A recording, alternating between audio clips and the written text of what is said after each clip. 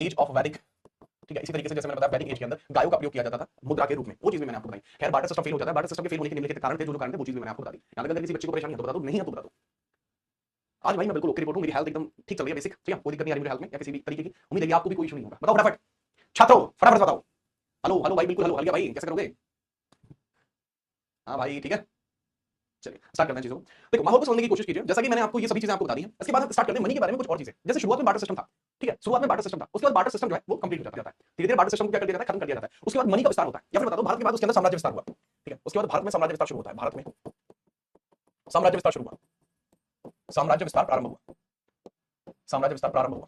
अब भैया साम्राज्य विस्तार प्रारंभ होना मतलब एक्सपेंशन ऑफ इंडियन स्टेट्स बोल लीजिए, एक्सपेंशन ऑफ किंगडम्स बोल लीजिए, एक्सपेंशन ऑफ किंगडम्स आपको वहां देखने को मिला, ठीक है सर, किंगडम्स का एक्सपेंशन शुरू हुआ। तो भाई जैसे जैसे भारत के अंदर साम्राज्य का विस्तार होगा, ठीक है, साम्राज्यवाद शुरू होगा, एक्सपेंशन होगा किंगडम्स का, तो वहां पे हमारे यहाँ क्या बनेंगे, वहां पे हमारे यहाँ किंग्स बनेंगे, किंग्स बनेंगे, राजा बनेंगे, शासक बनेंगे, किंग्स बनेंगे, शासक बनेंगे, राजा बनेंगे। तो जब कोई भी राजा या शासक बनेगा तो वो अपने अनुसार सिक्के चलवाएगा, अपने अनुसार क्या चलवाएगा, अपने अनुसार सिक्के चलवाएगा। तो सिक्कों की प्रणाली की शुरुआत भारत के अंतर्गत हो जाती है, जैसे राजाओं का बनना प्रारंभ होता है उन्हीं के समय से भारत में सिक्के प्रणाली शुरू हो जाती है, भारत में सिक्कों की प्रणाली शुरू हो जाती है, सिक्कों की प्रणाली शुरू हो जाती है, प्रणाली शुरू हो जाती है, सिक्कों की प्रणाली भी भारत के अंदर शुरू हो जाती है। अब भाई सिक्कों की प्रणाली भारत के अंदर जो शुरू हुई है, इसके पीछे का बेसिक कॉन्सेप्ट क्या है वो भी आपको थोड़ा समझना पड़ेगा, है जी। चलिए अब मैं आपसे दो तीन क्वेश्चन पूछता हूं जिसके अंतर्गत आपको बहुत सारी चीजें क्लियर होंगी। एग्जाम के अंदर सिक्के प्रणाली से संबंधित भारत में सवाल पूछे जाते हैं, ठीक है, फटाफट बताइए, समझिए इसके अंतर्गत समझ लीजिए। पहला आपसे सवाल एक पूछा जाता है, सिक्के प्रणाली से संबंधित एक सवाल पूछा जा सकता है कि भारत के अंतर्गत सबसे पहले सोने के सिक्के किसने चलाए थे, पहला सवाल। दूसरा सबसे पहले लीड के सिक्के किसने चलाए थे, दूसरा सवाल। तीसरा सवाल इसके अंदर होगा सर्वाधिक सोने के सिक्के किसने चलाए थे, और चलो मैं लिख देता हूं, भारत में सर्वप्रथम सोने के सिक्के किसने चलाए, सोने के सिक्के किसने चलाए, आंसर आपको खुद करना है, कोई ऑप्शन नहीं दूंगा। दूसरा भारत में सर्वप्रथम लीड के सिक्के किसने चलाए। पब्लिक कमेंट कराने में मजा आ रहा था ना, अब जो आंसर नहीं बताएगा मैं मान लूंगा उस बच्चे को आंसर नहीं आता, तो वो भी काम खत्म। देखो ठीक है, चलो बहुत मजा आ रहा था। अब सबके सामने पब्लिकली सिस्टम हैंग करवाओ अपना, ठीक है। सर्वप्रथम लीड के सिक्के किसने चलाए थे, लीड के सिक्के किसने चलाए थे। तीसरा भारत में सर्वाधिक स्वर्ण सिक्के किसने चलवाए, सोने के सिक्के सर्वाधिक सिक्के किसने चलवाए। मुगल काल में सर्वाधिक स्वर्ण सिक्के किसने चलवाए, मुगल काल में सर्वाधिक स्वर्ण सिक्के, स्वर्ण सिक्के किसने चलवाए, सिक्के किसने चलवाए। और सवाल भी बनेंगे अभी तो, ठीक है। इसके अलावा सल्तनत काल में, सल्तनत काल में चमड़े के सिक्के के समय चले, किस मुगल के शासन काल में चले, काल में चले। तो कुछ एक सवाल मैंने आपसे पूछे, सब कुछ सब सिक्कों से रिलेटेड है, पहला दूसरा तीसरा चौथा पांचवा और छठा, 6 सवाल है। उम्मीद है आप 6 के 6 का जवाब दे पाओगे। बात के अंदर सिक्कों की प्रणाली शुरू होती है तो धीरे धीरे वो शुरू होगा, ठीक है। चलें सबसे अब तो बता होगा उंगलियों में, अब तुम्हारे हाथ में नहीं चलेंगे और उनसे बात करते हुए बराबर मैसेज करते हो, गलत बात है। उन्होंने चलवाए थे सातवां गुप्त साम्राज्य ने, गुप्त साम्राज्य ने। सर जी ये चले थे हुमायूं के समय में, एक वंश का नाम लिया जा रहा है, उसके बारे में थोड़ा सा बताता हूं, जो वंश का नाम लिया जा रहा है समझो। देखो बेटा मैंने आपसे पूछा सबसे शुद्ध सोने के सिक्के, सबसे शुद्ध, सबसे भारी, सबसे क्लासिक सोने के सिक्के किस शासक के द्वारा चलवाए गए। सर्वाधिक शुद्ध सोने के सिक्के, सर्वाधिक शुद्ध सोने के सिक्के किस शासक ने चलवाए, बताइए। सर्वाधिक स्वर्ण सिक्के जो है, सबसे पवित्र सबसे शुद्ध स्वर्ण सिक्के किसने चलवाए थे, दैट वाज वो कौन था, वो कनिष्क था। कनिष्क किस वंश का था, कुषाण वंश का था, कुषाण वंश का था कनिष्क। क्या लगता है। तो भाई जैसे जैसे धीरे धीरे भारत के अंदर साम्राज्य विस्तार होता चला गया, जैसे जैसे धीरे धीरे भारत के अंदर साम्राज्य विस्तार होता चला गया, वैसे वैसे सिक्के ये सब चीज चलने लगी, टोकन चलने लगे, ठीक है, टोकन चलने लगे। उसके बाद धीरे धीरे कॉइंस चलने लगे, सिक्के चलने लगे, ठीक है। उसके बाद धीरे धीरे कॉइंस चलने लगे, भारत में फिर रुपया प्रणाली आती है, ठीक है। अब बता रहा हूं, पहले इसको नोट कर नोटेड, ठीक है। सर जी सर का 108 बैच जो है उसकी वैलिडिटी बढ़वा दीजिए, ठीक है। रुपया प्रणाली प्रारंभ होती है, सिक्कों के पश्चात टोकन हुआ है, रुपया प्रणाली प्रारंभ हुई, रुपया प्रणाली प्रारंभ हुई, रुपया प्रणाली शुरू हुई। रुपया प्रणाली की जो शुरुआत है, रुपया प्रणाली की जो शुरुआत है, रुपया सिस्टम, ये शुरू किसके द्वारा किया गया था, ये शेरशाह सूरी ने शुरू किया था, शेरशाह सूरी ने शुरू किया, द्वारा प्रारंभ किया गया। वर्तमान में अगर मैं बात बताऊं, इसमें इसमें इतना याद रख लेना, वर्तमान में अगर मैं बात बताऊं, वर्तमान में भारत में, वर्तमान में भारत में कॉइन सिस्टम चलता है। वर्तमान में भारत में क्या चलता है, कॉइन सिस्टम या रूपी सिस्टम चलता है, ठीक है। वर्तमान में भारत के अंदर क्या चलता है, कॉइन सिस्टम भी चलता है, नोट सिस्टम भी चलता है, ठीक है। कॉइन है, नोट है, या कई सारे अदर अदर टाइप की भी चीजें आपको भारत के अंदर देखने को मिल जाती है, समझ लीजिए। तो वर्तमान में भारत के अंदर जो चल रहा है वो रुपया सिस्टम ही चलता है, रुपया सिस्टम, रुपया सिस्टम चलता है या रुपया प्रणाली चलती है। जो दशमलव प्रणाली भी शुरू हो चुकी है, अब तो दशमलव प्रणाली भी शुरू हो गई है, दशमलव प्रणाली भी शुरू हो गई है। और इसके अंतर्गत आपको कॉइन्स भी देखने को मिलते हैं, रुपए भी देखने को मिलते हैं, कॉइन्स भी देखने को मिलते हैं, सिक्के भी देखने को मिलते हैं, नोट भी देखने को मिलते हैं, नोट भी देखने को मिलते हैं, और काफी सारे अदर साधन भी देखने को मिलते हैं, अदर अन्य कुछ स्रोत भी देखने को मिलते हैं। अन्य में गोल्ड आ जाएगा, ठीक है, सिल्वर आ जाएगा, ये सब चीज आपको देखने को मिल जाएंगी, ठीक है। चलिए अब यहीं पे जैसे मैं चीजें आपको बताना शुरू कर रहा हूं, तो ये जो रुपया प्रणाली, दशमलव प्रणाली, ये वर्तमान में जो चलने वाली चीजें हैं उससे संबंध रखती है, उससे संबंध में जल्दी रखती है। तो ये चीज आपको यहां तक पता होनी चाहिए। चलिए अब वर्तमान में जो मुद्रा का स्वरूप है उसके बारे में डिस्कशन करेंगे, क्योंकि ये जो डिस्कशन मैंने अभी किया है ये सिर्फ आपको एक कड़ी से कनेक्ट करने के लिए किया। जैसे मैं आपको बात बताऊं, हमें पढ़ना था रुपए के बारे में, हमें पढ़ना था मुद्रा के बारे में, पढ़ना था नहीं पढ़ना था जी। तो जैसे कि मैं आपको ये एग्जांपल दे रहा हूं, इसको नोट करने की जरूरत नहीं है। मैंने कहा था कि हम पढ़ने वाले मुद्रा के बारे में, मुद्रा यानी मनी के बारे में पढ़ने वाले, ठीक है सर। तो मैं अगर आपको डायरेक्टली आज की डेट 2024 जो चल रहा है, 2024 में मनी का स्टेज क्या है, 2024 में मनी क्या है, वो चीज अगर मैं डायरेक्टली आपको बताना शुरू कर देता तो हिस्टोरिकल बैकग्राउंड धूमिल हो जाता, ठीक है। लेकिन वर्तमान में अब मैंने आपको क्या कहा कि सबसे पहले बेटा इसका प्राचीन हिस्सा देख लीजिए, इसके ऐतिहासिक पृष्ठभूमि देख लीजिए। सबसे पहले मैंने इसके प्राचीन हिस्से की बात की, प्राचीन हिस्से के बाद मैंने इसकी मध्यकालीन बात की, ठीक है, मध्यकालीन बात की। और उसके बाद अब आके मैं बता रहा हूं कि वर्तमान में जो मनी है उसके बारे में क्या कुछ हम जानते हैं। एक बच्चा पूछ रहा है सर दशमलव प्रणाली क्या होती है, समझो दशमलव प्रणाली क्या होती है, ये भी समझ लीजिए। जैसे पुराने जमाने में क्या होता था, पुराने जमाने में जो टोकन करेंसी चलती थी या आपका कॉइन सिस्टम चलता था, तो उसमें चीजें निर्धारित होती थी। जैसे मान के चलो अगर किसी को ये परफ्यूम लेना है, अगर किसी को ये परफ्यूम लेना है, तो उसका रेट फिक्स है कि भाई वो 2 गोल्ड कॉइन्स का है, 2 गोल्ड कॉइन्स का है। तरीके से या तो वो 2 गोल्ड कॉइन दे दे, ठीक है, या फिर वो 4 सिल्वर दे दे, और 4 सिल्वर भी नहीं है, लेकिन ये आपस में इंटरकनेक्टेड नहीं होते थे। मतलब ऐसा भी तो हो सकता था कि वो 1 गोल्ड दे दे और 2 सिल्वर दे दे, तो आपस में इनकी वैल्यू इवैल्यूएट नहीं होती थी, आपस में इनकी वैल्यू इवैल्यूएट नहीं होती थी, अलग-अलग चीजें होती थी। लेकिन वर्तमान में क्या होता है, वर्तमान में हम क्या देखते हैं, वर्तमान में करंट स्टेज में हम क्या देखते हैं कि भाई दशमलव प्रणाली चलती है। मतलब अगर किसी के पास 1 रुपया है, अगर किसी के पास 1 रुपया है, 1 रुपया है, तो उसके पास क्या है, 100 पैसे भी हैं। 1 रुपीज इक्वल टू 100 पैसे, ये चीज हमारी दशमलव प्रणाली कहलाती है। समझे कि नहीं समझे?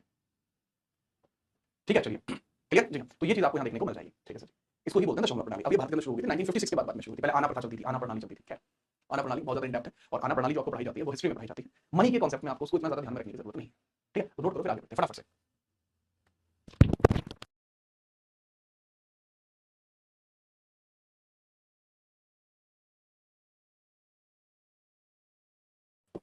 तो इससे आपके संबंध में ये सवाल भी बन सकता है कि भारत में आना प्रणाली का अंत कब हुआ था। तो भारत में आना प्रणाली समाप्त भारत में हुई थी, 1947 में शुरू हुई थी, तभी से दशमलव प्रणाली शुरू हो गई थी।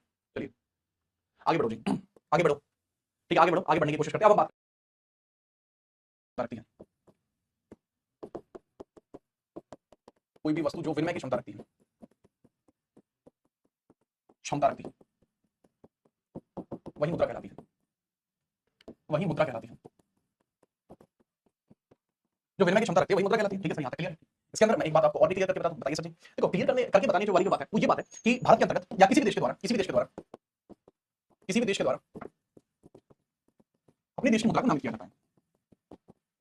देश की मुद्रा को विशेष पहचान के लिए नामित भी किया जाता है, विशेष पहचान के लिए नामित करते हैं, के लिए नामित करते हैं, नामित भी करते हैं। एग्जाम्पल के लिए भारत के अंदर रुपया चलता है, भारत में क्या चलता है, रुपया, ठीक है चलिए। इसके अलावा अमेरिका में डॉलर चलता है, अमेरिका में क्या चलता है, डॉलर, ठीक है चलिए। सऊदी में दिरहम चलता है, सऊदी में क्या चलता है, दिरहम, सऊदी में दिरहम चलता है। ब्रिटेन में यूरो चलता है, ब्रिटेन में क्या चलता है, यूरो चलता है। तो ये चीजें आपको थोड़ी सी यहाँ पर याद रखनी है, ठीक है। इनके कुछ साइंस भी होते हैं, जैसे रुपया का साइन ये होता है, डॉलर का साइन ये होता है, यूरो का साइन ये होता है, दिरहम का कोई ऑफिशियल साइन नहीं होता, ठीक है। तो इस तरीके से इनके कुछ साइंस भी होते हैं। तो ये हो चुका है, ये हो जाता है हमारे वर्तमान में जो हमारी डेफिनेशन है मुद्रा की, ठीक है। अभी भी मुद्रा क्या है, या अभी भी सिर्फ एक वस्तु विनिमय का सिस्टम है। अभी बच्चा क्लास के अंदर कह रहा है सर मुद्रा का फुल फॉर्म क्या है। बेटा जिस मुद्रा का फुल फॉर्म आप पूछ रहे हो वो एक स्कीम है जो 2015 में भारत में शुरू की थी, ठीक है चलिए। जिसकी फुल फॉर्म है माइक्रो, ठीक है, micro unit development refinance agency, जिसके अंदर 3 प्रकार के लोन दिए जाते हैं, शिशु, तरुण, किशोर। उसको बाद में ध्यान दे लेना, पहले जो चीज बताई जा रही है उस पर ध्यान दे लेना। चलिए मुद्रा यहाँ तक क्लियर हो जाता है, आपको एक मोटी मोटी दिमाग में डेफिनेशन आपके सेट हो जाती है। लेकिन एग्जाम में ऐसे नहीं पूछा जाता, एग्जाम में सीधा पूछा जाएगा टाइप्स ऑफ मुद्रा से, मुद्रा के कई प्रकार के जो टाइप्स है वो आपसे पूछे जा सकते हैं। तो सबसे पहले आप हेडिंग डाल लेना type of money, type of money, ठीक है जी चलिए। टाइप ऑफ मनी डाल लेते हैं, उसके बारे में हम पढ़ना शुरू करते हैं। टाइप ऑफ मनी के अंतर्गत 2-3 तरीके के टाइप इसके हैं। सबसे पहले बेसिक टाइप इसके देख लीजिए, टाइप ऑफ मनी, मुद्रा के प्रकार, मुद्रा के प्रकार। तो टाइप ऑफ मनी के अंदर, टाइप ऑफ मनी के अंदर सबसे पहले हम बात करेंगे, ठीक है, सबसे पहले अगर हम बात करेंगे तो वो क्या है, वास्तविक मुद्रा, वास्तविक मुद्रा, वास्तविक मुद्रा यानी रियल मनी, वास्तविक मुद्रा यानी रियल मनी, ठीक है याद रखिए, वास्तविक मुद्रा या रियल मनी, वास्तविक मुद्रा जिसको बोलते हैं रियल मनी, रियल मनी। अब वास्तविक मुद्रा या रियल मनी क्या होती है, वास्तविक मुद्रा या रियल मनी क्या होती है सर जी, वह मुद्रा जो प्रचलन में हो तथा सभी के द्वारा स्वीकार्य हो, वह मुद्रा जो प्रचलन में हो तथा सभी के द्वारा विनिमय के रूप में प्रयोग की जाती हो, वह मुद्रा जो प्रचलन में हो, प्रचलन में हो तथा सभी के द्वारा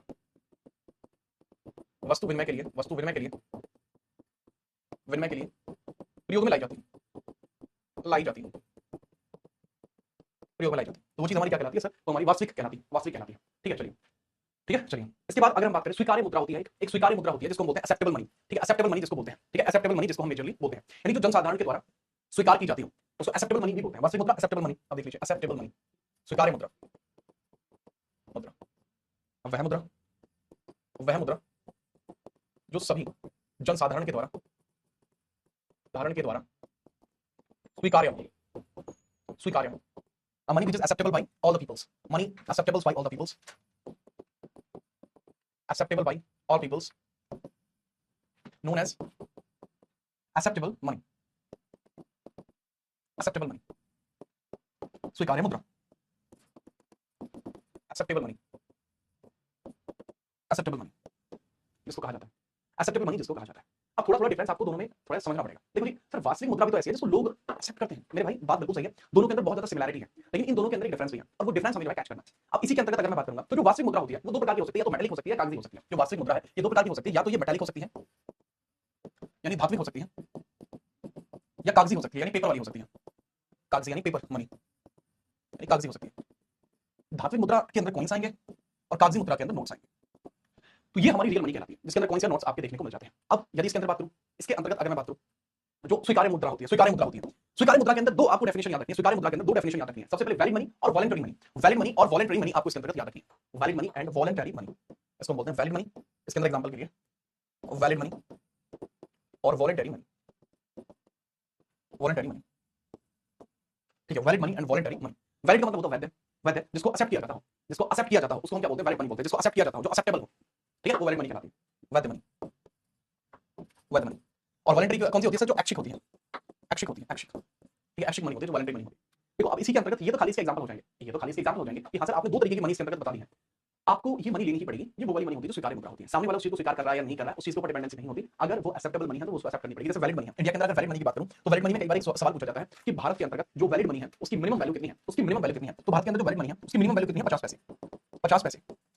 तो अगर आप में से किसी के पास 50 पैसे का कॉइन है तो उसको लेके जाके आप किसी दुकान वाले को दोगे, और अगर वो नहीं लेता है तो उसके रिगार्डिंग आप केस कर सकते हैं। रीजन, ये 50 पैसे वैलिड मनी है।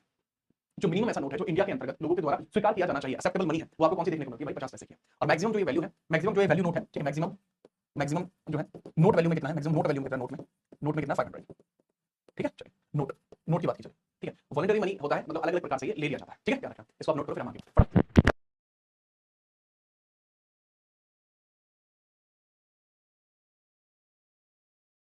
प्रेमवीर सिंह का कहना सर 50 पैसे लेकर जाओ तो भगा और देते हैं। 50 पैसे भाई बोलते हैं पागल है, सो कहते हैं पागल बोला है। मैं तो सोचता हूं मारपीट हो गई है। चलो अब मनी के थोड़े अलग क्लासिफिकेशन भी देख लेते हैं, ठीक है। इंपॉर्टेंट क्लासिफिकेशन ऑफ मनी, कुछ अलग क्लासिफिकेशन भी देख लेते हैं। Important classification of money, important other classification,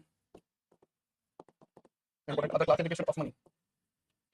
मुद्रा के अन्य, मुद्रा के अन्य, मुद्रा के अन्य विभाजन, विशिष्ट विभाजन,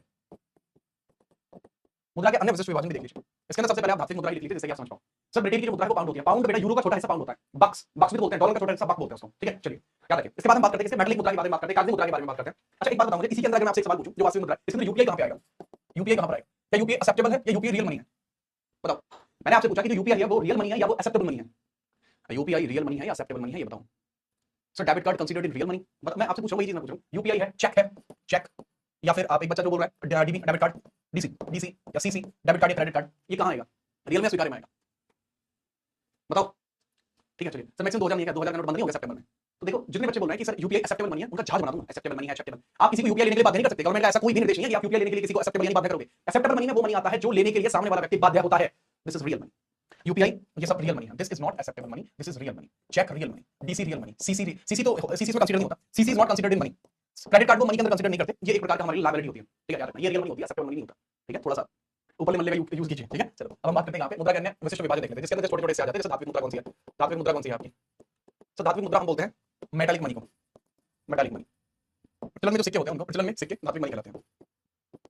प्रचलन में सिक्के, प्रचलन में हमारे जितने भी सिक्के होते हैं वो धात्विक मुद्रा कहलाते हैं। प्रचलन में हमारे जितने भी सिक्के होते हैं वो हमारी धात्विक मनी कहलाते हैं। अब भारत के अंतर्गत अगर मैं धात्विक मनी के बारे में बात करूंगा, भारत के अंदर अगर मैं धात्विक मनी के बारे में बात करूंगा तो यह टकसालों में बनाए जाते हैं। भारत में यह है, भारत में यह टकसालों में बनाए जाते हैं, टकसालों में बनते हैं, टकसालों में बनते हैं, ठीक है। कहां बनते हैं? मिंट्स के अंदर बनते हैं। टकसाल यानी मिंट्स, मिंट्स मानी टकसाल।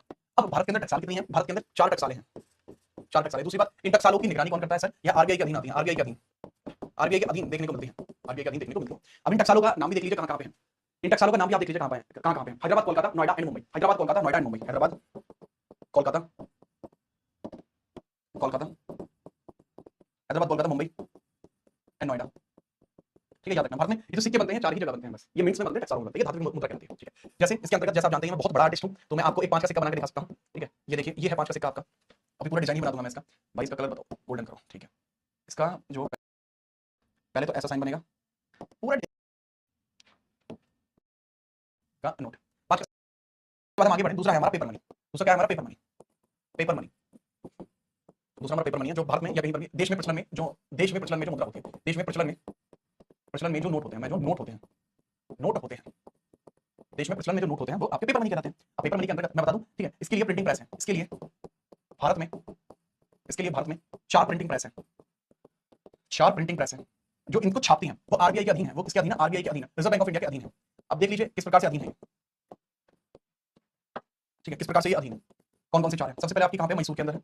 मैसूर कहां? कर्नाटक के अंदर है Mysore. Salboni west Bengal, Salboni west Bengal, Dewas, Dewas MP, ठीक है, देवास एमपी और नासिक महाराष्ट्र। तो ये 4 जगह आपको देखने को मिल जाएगी, 4 जगह आपको यह देखने को मिल जाएगी, ठीक है। देवास एमपी, सालबोनी वेस्ट बंगाल, नासिक महाराष्ट्र, मैसूर कर्नाटक, इन 4 जगह आपको पेपर मनी भारत के अंदर बनती हुई देखने को मिल जाएगी। इसके अलावा पेपर मनी के अंदर सिर्फ नोट नहीं आते, नोट्स के अलावा भारत के अंतर्गत जितने भी स्टाम्प ड्यूटीज आती हैं वो भी पेपर मनी है, स्टाम्प ड्यूटी भी पेपर मनी है, स्टाम्प ड्यूटी और पोस्टल कार्ड्स, पोस्टल कार्ड्स भी क्या है भाई साहब? ये भी पेपर मनी है, स्टाम्प ड्यूटी है, पोस्टल कार्ड्स है, ठीक है। चलिए याद रखेंगे आप जी सर, इस चीज का हम याद रखेंगे, ठीक है। लिख लीजिए कहां पे है सब चीज, ये वाली चीज मैंने लिखा नहीं है, ये कर्नाटक में है, सालबोनी वेस्ट बंगाल में है, देवास एमपी में है, नासिक महाराष्ट्र में है, क्लियर, ठीक है जी। इसके बाद आती है आपकी लीगल टेंडर मनी, इसके बाद आती है आपकी legal tender money, legal tender money, legal tender money बोलते हैं हम इसको। अब जो लीगल टेंडर मनी है वो भारत के अंदर किस प्रकार से कार्य करती है? सबसे पहले विधि ग्रह मुद्रा, विधि ग्रह मुद्रा, देश द्वारा जारी ऑफिशियल मुद्रा जिसको एक्सेप्ट करने सबके द्वारा अनिवार्य होता है, देश द्वारा विधि ग्रह मुद्रा, पहले लिख लीजिए विधि ग्रह टेंडर यानी ग्रह मुद्रा, ठीक है। विधि ग्रह मुद्रा जो होती है देश के द्वारा ऑफिशियल जारी की जाने वाली मुद्रा, देश द्वारा ऑफिशियली जारी की जाने वाली मुद्रा, ऑफिशियली जारी की जाने वाली मुद्रा, जाने वाली मुद्रा, मुद्रा विधि ग्रह मुद्रा कहलाती है, ठीक है। चलिए एग्जांपल के लिए भारत के द्वारा जैसे रुपया जारी किया जाता है तो विधि ग्रह हमारा लीगल टेंडर मनी है, ठीक है। जो रुपया है अपना रुपया, ठीक है, जिस तरीके से अमेरिका का डॉलर है, डॉलर, ये विधि ग्रह मुद्रा होती है, यानी कि लीगली एक्सेप्टेबल होती है। इनको लेने के लिए प्रत्येक व्यक्ति बाध्य होता है, ठीक है। इसको एक्सेप्ट करना ही होता है, इसको एक्सेप्ट, इसको एक्सेप्टेबल में रखते हैं, इसको एक्सेप्टेबल में रखते हैं, तो ये आपको लेनी ही पड़ेगी ये मुद्रा, ठीक है, याद रखना, क्लियर जी। हाँ सर, फर्जी मूवी की याद आ गई जी, हाँ बिल्कुल। देखो जी बात ये है कि मुझे ही पहले डायरेक्ट कर रहे थे वो, मतलब मुझे ही कहा गया था कि सर आप डिजाइन बना दीजिए, ठीक है, नोट का, लेकिन फिर मैंने कहा कि अगर मैंने डिजाइन बना दिया तो फिर बच्चों का आगे बढ़ता हूं फटाफट से। ये सॉफ्ट मनी क्या तुम सुन रही हो मेरी विकास, मेरी बात सुनो विकास, अब सुनो मेरी बात, ठीक है। इसको नोट करो फिर आगे बढ़ो, पॉइंट होते हैं जैसे सस्ती मुद्रा होती है, ठीक है। कौन सी होती है? एक सस्ती मुद्रा होती है, एक महंगी मुद्रा होती है, एक सुलभ होती है, दुर्लभ होती है। सस्ती मुद्रा, सस्ती मुद्रा, इसको चीप मनी बोलते हैं, चीप मनी।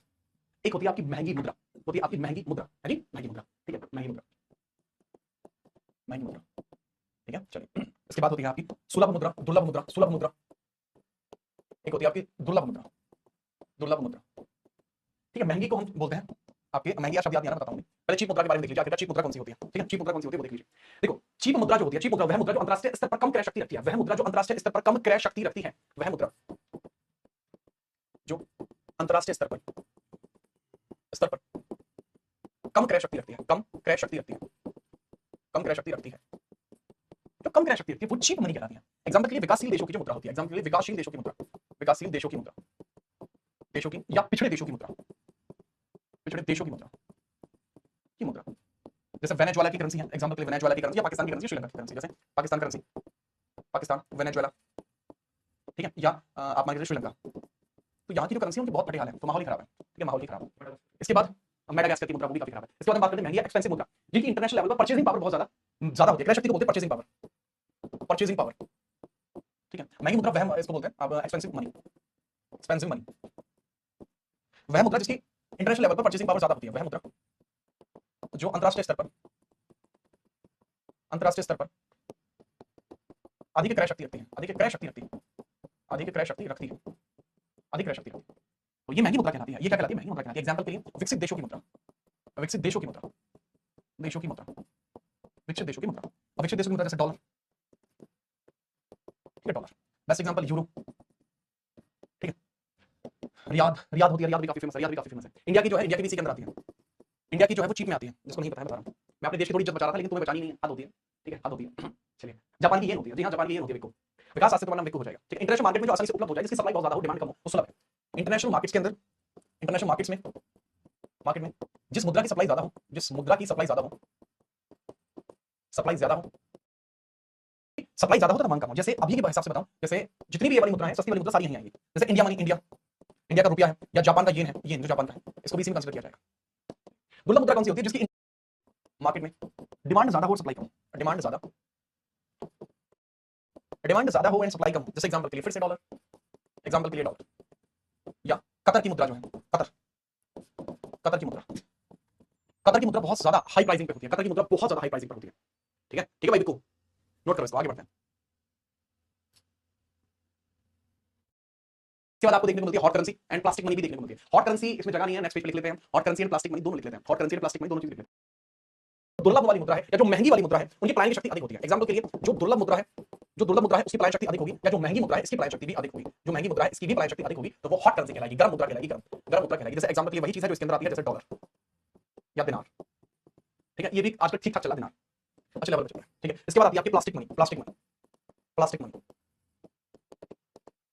प्लास्टिक मुद्रा, प्लास्टिक मुद्रा की बात करते हैं, इसकी प्लास्टिक मुद्रा की बात करते हैं।